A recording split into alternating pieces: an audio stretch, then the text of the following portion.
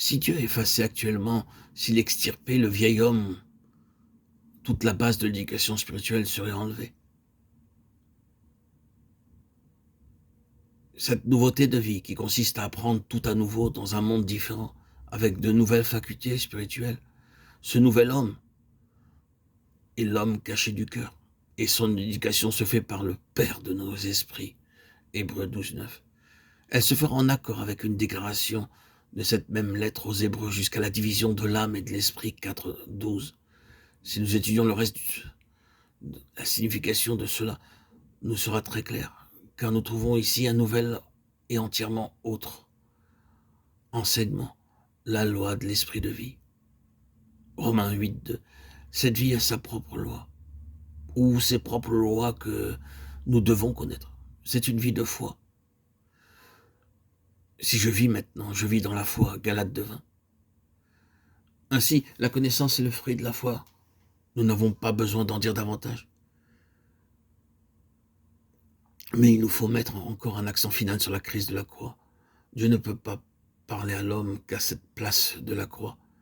Chaque développement nouveau dans la vie d'un enfant de Dieu sera d'une manière ou de l'autre une nouvelle expression de la signification de la croix. Une mort plus profonde, d'où sort une vie plus pleine.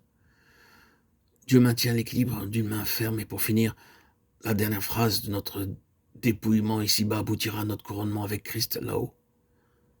Il doit y avoir une crise définitive dans laquelle tout ce que Dieu a en vue est accepté, que nous le comprenions entièrement ou non. Cette crise renferme et comprend cette double opération. D'un côté, l'ascendance du nouvel homme, de l'homme spirituel, et de l'autre, la soumission de l'homme naturel ou du vieil homme. Et ceci est l'éducation de toute la vie.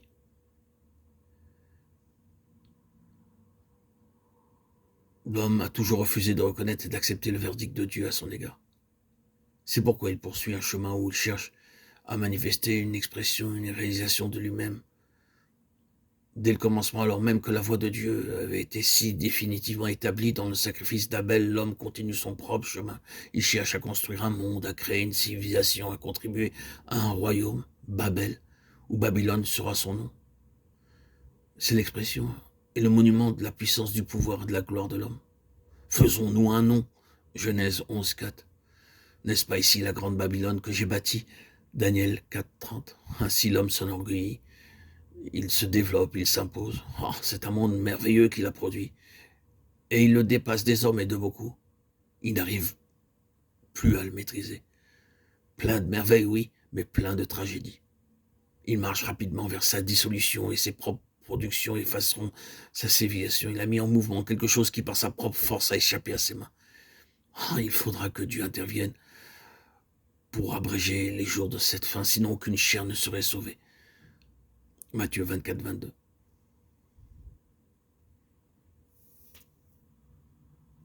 La civilisation n'a fait qu'accentuer les sens ou la sensibilité de l'âme. Et déjà nous connaissons quelque chose de ce que signifie les hommes rendront l'âme de frayeur. Luc 21:26. Dieu ne peut parler à l'homme qu'à cette place de la croix. L'homme se doit, en tant qu'enfant de Dieu,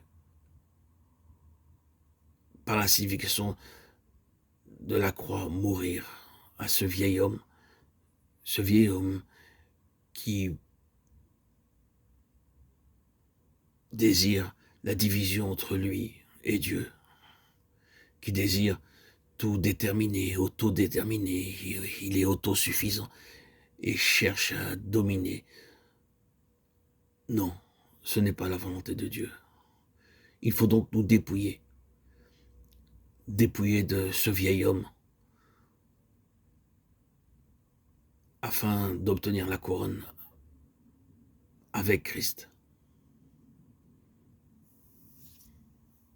Si quelqu'un est en Christ, il est alors une nouvelle création. 2 Corinthiens 5:17. Et il marche selon le dessein éternel de Dieu. Il lui faut donc passer par la croix,